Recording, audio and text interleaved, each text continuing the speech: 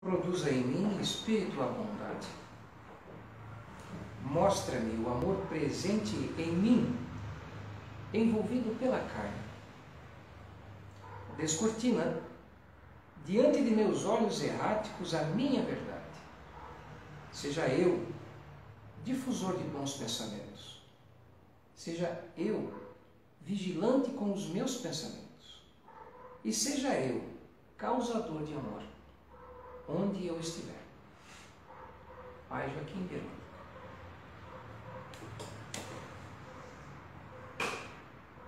Boa noite, pessoal. Espero que todos estejam bem. Espero que a semana de vocês tenha sido magnífica, maravilhosa e cheia de bons momentos. Essa oração inicial, ela tem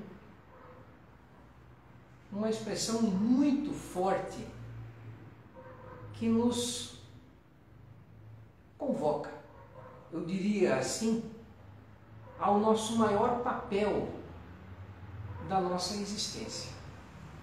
Quando ela diz, seja eu difusor de bons pensamentos, seja eu causador de amor aonde eu estiver. Como nós discutimos hoje durante as nossas aulas que se precederam a palestra de hoje, nós abrangemos de maneira bastante intensa a realidade espiritual. A capacidade de que a nossa vontade tem de modificar ao nosso entorno, a nossa realidade. Aquilo que se aproxima, aquilo que se afasta de nós, à medida que nós desejamos, que nós vibramos, que nós sentimos. Seja eu difusor de bons pensamentos, traz para cada um de nós a nossa responsabilidade para aquilo que está acontecendo à nossa vida, ao nosso entorno.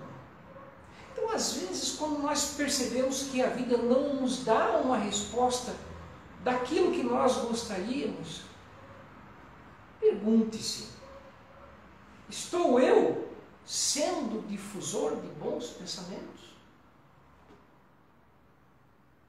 Precisa, às vezes, parar, precisa, às vezes, desacelerar. O nosso cotidiano está aí e dinâmico, nos pressionando para fazer mais coisas, para nós estarmos cada vez mais atribuídos com tantas tarefas, com tantas responsabilidades.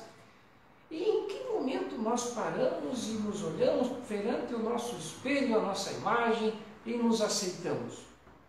E dizemos, eu estou sendo causador de amor aonde eu estiver. Quando vejo uma discussão, seja num círculo de pessoas nas quais eu conheço, seja numa rede social, seja em qualquer veículo de interação dos seres encarnados e desencarnados, façam de novo essa pergunta. Estou eu causando amor aonde eu estou, aonde eu estou indo? E essas reflexões iniciais são a base da nossa palestra de hoje. No capítulo 17 do Livro dos Espíritos, do Evangelho segundo o Espiritismo. E tem como tema principal, sede perfeitos, sejam perfeitos. Transcrito o livro de São Mateus, capítulo 5, versículos 44 até o 46 e 47 a 48, o grande mestre Yeshua Ben Joseph citou: amai os vossos inimigos, fazei o bem àquele que vos odeiam e orai por aqueles que vos perseguem e que vos caluniam. Porque se não amais senão aqueles que vos amam, que recompensa com isso tereis? Os publicanos não o fazem também? E se vós não saudardes senão os vossos irmãos, que fazeis nisso mais do que os outros? Os pagãos não o fazem também? Sede, pois, vós outros perfeitos, como o vosso Pai Celestial é perfeito. Mas a finalização dessa citação, sede como o vosso Pai é perfeito, não está exigindo que nós tenhamos que ser iguais ao Criador. Isso seria, como cita aqui, inadmissível. Nós podemos sim, devemos olhar o exemplo de perfeição que é o Criador e buscar ser pelo menos perfeitos tal como Ele é. Seguir o exemplo dele. E essa colocação de perfeição ele está trazendo aqui para a responsabilidade de cada um quanto à capacidade de amar tudo aquilo e todos aqueles que são objetos de maior obstáculo para impregnar de amor. Ele ora, cita, se vocês amam os seus irmãos, aqueles que são simpáticos, aqueles que sempre estão sorrindo para você, aqueles que estão sempre legais contigo, é fácil amar. Difícil é amar os inimigos. Esses inimigos momentâneos que podem acontecer na nossa caminhada, quem são os grandes desafios da nossa vida, da nossa existência. E mais adiante, cito aqui para vocês.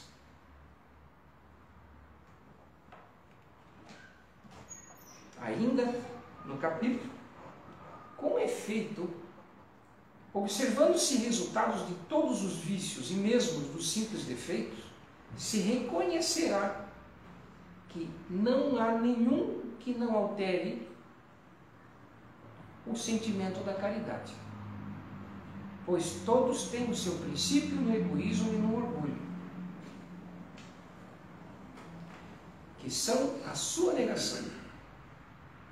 Porque tudo o que superexcita o sentimento de personalidade destrói, ou pelo menos enfraquece, os elementos da caridade. Faça uma pausa. Allan Kardec, quando ele fez a decodificação em cima dessa passagem do livro de São Mateus, ele citou aqui, como aconselhamento, ou seja, intuído pelos espíritos superiores, eis aqui os ensinamentos dos espíritos superiores, que tudo aquilo a qual nós valorizamos, próximo ao orgulho, próximo à vaidade, vai para o sentido contrário do objetivo principal, do ensinamento, de um dos grandes ensinamentos máximos de Yeshua, que é ser perfeito. E ele exorta que, para que nós buscamos essa perfeição individual, além de nós buscarmos amarmos nós mesmos, que muitas vezes nós somos inimigos de nós mesmos. Quem, em algum momento da sua vida, não se sentiu chateado consigo mesmo? Não se culpou por algo que tenha feito? E tenha olhado para si com desdém, com repúdio, não se aceitando, se negando, às vezes se lamentando por alguma atitude, por alguma palavra, por algo que deixou de fazer. Mas quando isso efetivamente acontece, quando nós atingimos essa capacidade, esse momento de olhar e reconhecer que nós poderíamos ter feito diferente, eis que aí a maravilha do universo nos dá uma nova chance para refazer. Ou seja, se neste momento, se em algum momento eu posso estar sentindo um sentimento de envaidecimento, um sentimento de orgulho, um sentimento de rancor, um sentimento de raiva, um sentimento que seja ao contrário do amor, isso não significa que você é esse sentimento. Isso não representa você. Como nós todos sabemos, pelo ensinamento dos espíritos superiores, que o espírita busca incessantemente corrigir as suas más tendências. Nós olhamos para o nosso ser de frente, reconhecemos as nossas más tendências e buscamos caminhos de não tornar a alimentá-la. Ou seja, nós escolhemos qual o lobo que nós vamos alimentar. O lobo da luz, o lobo da escuridão.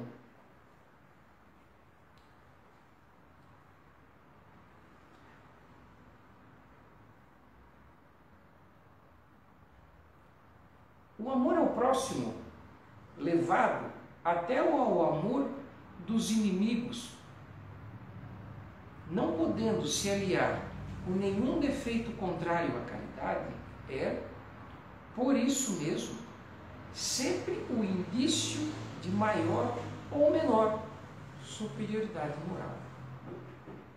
De onde resulta que o grau de perfeição está na razão direta da extensão desse amor. É difícil, todos nós sabemos. Todos nós sabemos que é um desafio muito grande amar alguém que nos fez mal. Não é uma tarefa que se faz com o estalar do dedo, nem em dias, nem em semana, nem em meses. Requer tempo. Mas é necessário que nós tenhamos consciência desse momento e que nós saibamos em qual direção nós devemos seguir. Eu posso escolher me tornar, ou ser, ou agir indiferente em relação àquele que me fez mal. Posso? Pode. Nada impede. Mas o progresso do amor, na qual eu estou buscando crescer, exacerbar, precisa ser treinado, precisa ser exercitado justamente nesse caminho de buscar o que é positivo em relação àquela pessoa na qual eu elegi como o meu inimigo.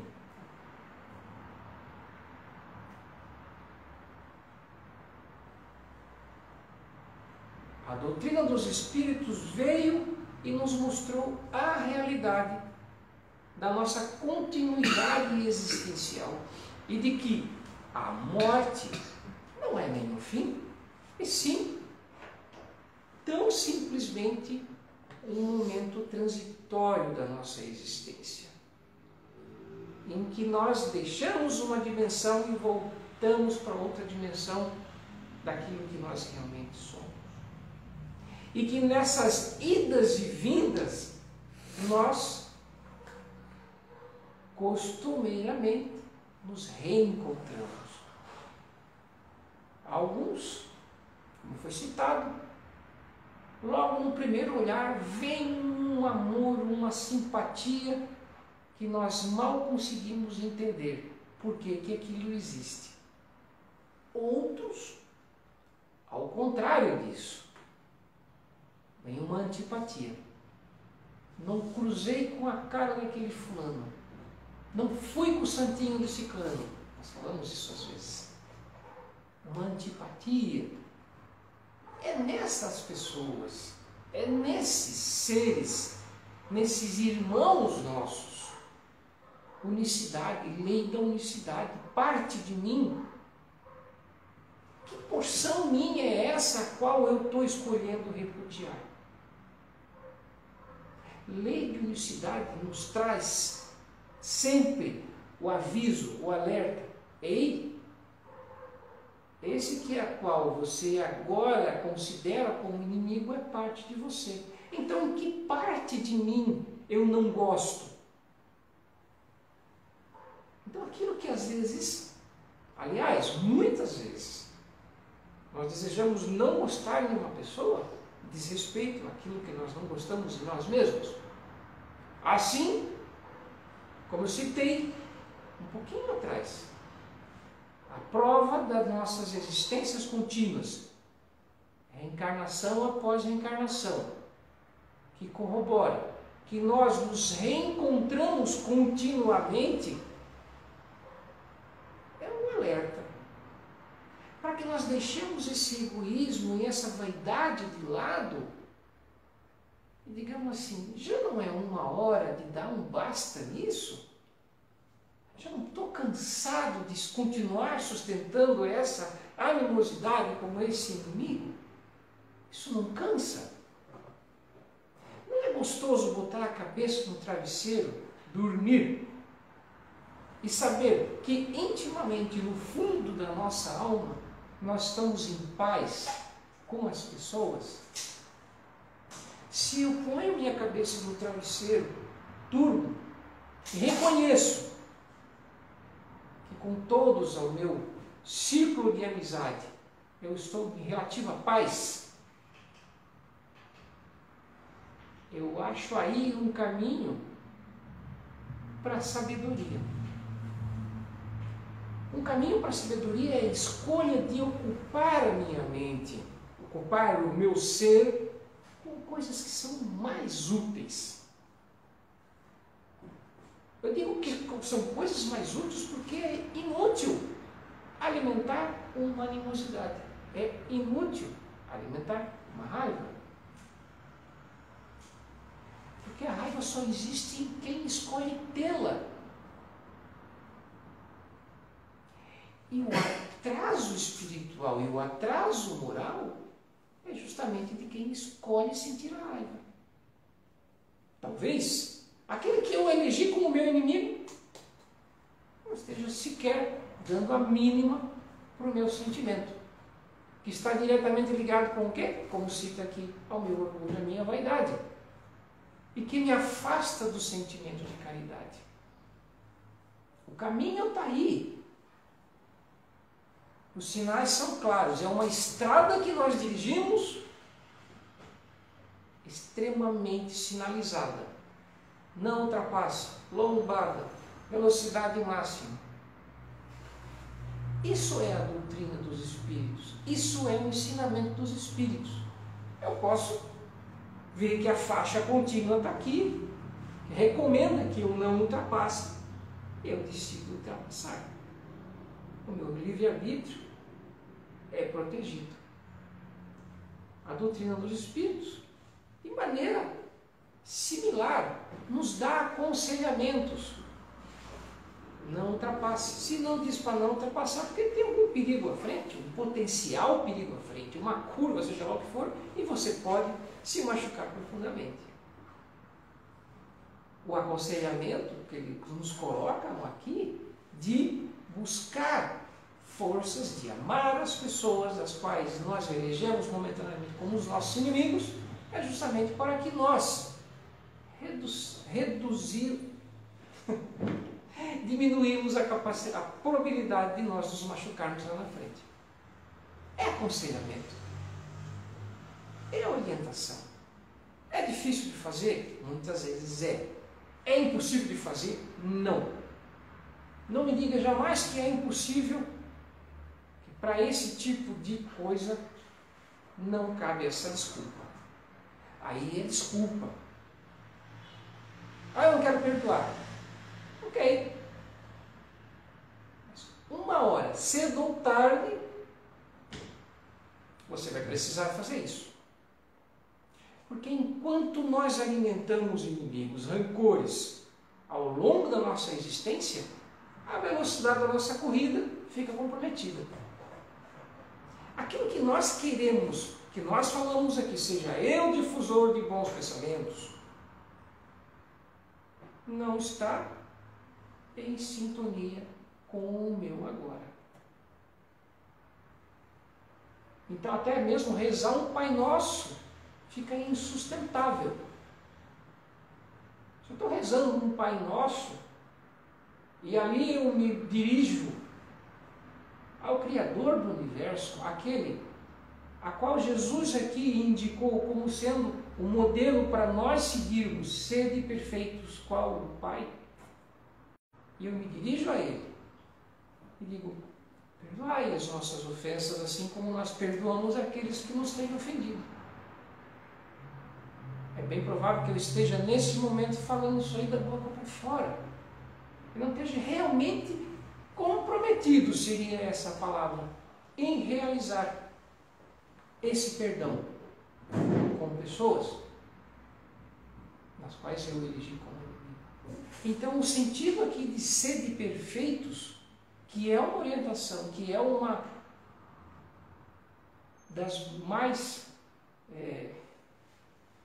úteis ensinamentos dos Espíritos para o nosso progresso, precisa ser continuamente exercido. Sigo adiante.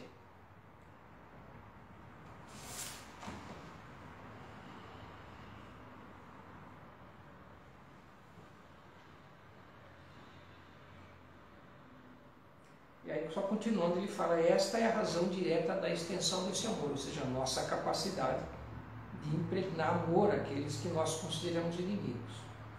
Por isso, Jesus, depois de ter dado aos seus discípulos as regras da caridade, naquilo que ela tem como mais sublime, lhes disse: sede perfeito, pois perfeitos, como o vosso Pai é perfeito. Então, aqui também, o ensinamento de sermos perfeitos é algo que nós temos que buscar continuamente. É algo que nós temos que nos preocupar, é algo que nós temos que muitas vezes, eu uso sempre esse termo aqui, pegar leve conosco. Nós nos cobramos, nós exigimos demais de nós mesmos muitas vezes. Mas eu não posso estar tentando ser perfeito se ao mesmo tempo eu não me aceito com a condição que eu estou, com a capacidade que eu tenho de mover nessa ou naquela direção nesse momento. Para sermos perfeitos, para termos capacidade de amar aqueles nas quais nós elegemos como os nossos inimigos, eu preciso saber em que velocidade eu corro, eu preciso saber que força eu tenho para que isso flua.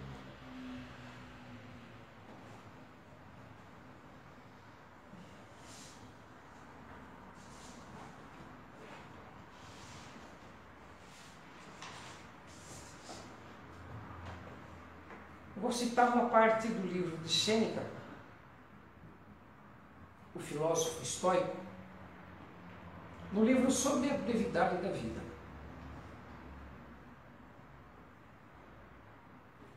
A carta 14 cita: dentre todos, apenas são, entre aspas, ociosos aqueles que estão disponíveis para a sabedoria. Só estes vivem, pois não apenas cuidam bem dos seus anos, mas também a eles adicionam toda a eternidade. Eu vou repetir. Só estes vivem, pois não apenas cuidam bem dos seus anos, ou seja, do seu agora, mas também a eles acrescentam toda a eternidade. Cada um dos anos que passaram, diante deles foi creditado. Eu faço uma pausa aqui. Que a cada ano que foi vivido, foi uma dádiva vivenciada. E essa dádiva vivenciada foi a capacidade da qual eles escolheram de viver o agora. A não ser que sejamos mais ingratos.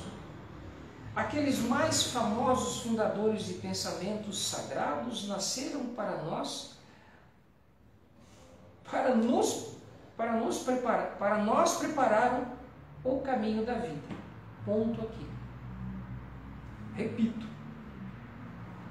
Lembre-se disso. A não ser que sejamos mais ingratos. Aqueles mais famosos fundadores de pensamentos sagrados nasceram para nós preparar o caminho da vida.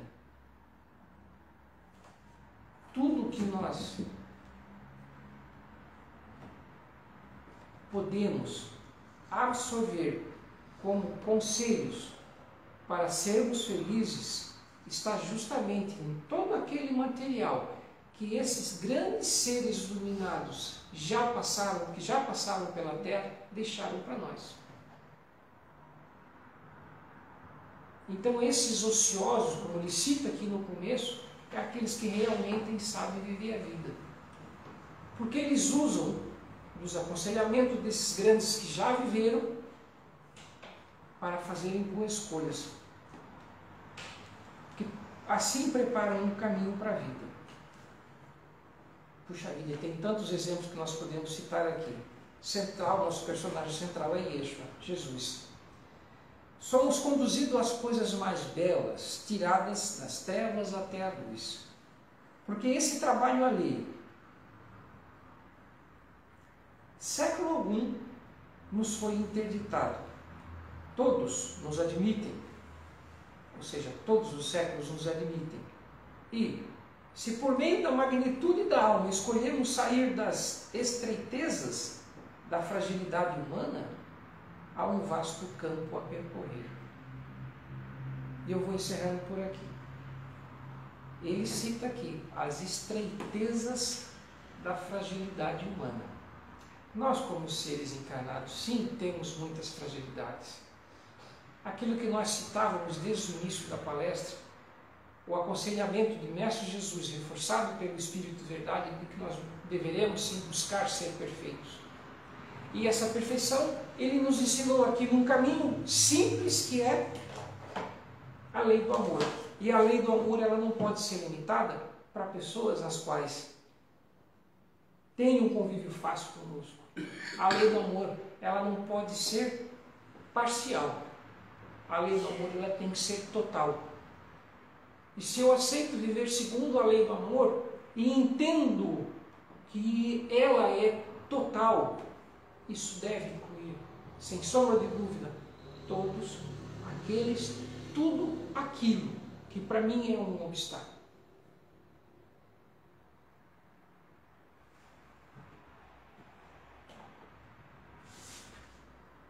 Finalizo com uma carta do nosso pai Joaquim. Nunca as palavras das línguas dos homens, nunca as palavras que das línguas dos homens emanam serão suficientes para exemplificar o que é o amor. A existência, portanto, por quanto necessária em estar submetida às provas reencarnatórias, será um caminhar por campos e florestas da infinitude universal. Como uma criança, submetido à curiosidade que lhe é inerente, tateando aqui e acolá, no experimento das experiências, das sensações corpóreas, dos sentimentos, num ensaio quase que perpétuo do seu próprio autoconhecimento. Para vós, torna-se difícil falar de amor. Para nós, muito não conheceis ainda a si próprios. Todavia, não deveis tornar disto motivo para entristecer-te. Ao contrário, enchei vossas almas e vossos corações de alegria. Sede fundamentados na certeza que a fé lhe sustenta. Pois o amor não é aquilo que alcançaremos no final da jornada. O amor é a própria jornada. Pai Joaquim de Agora. Que assim seja.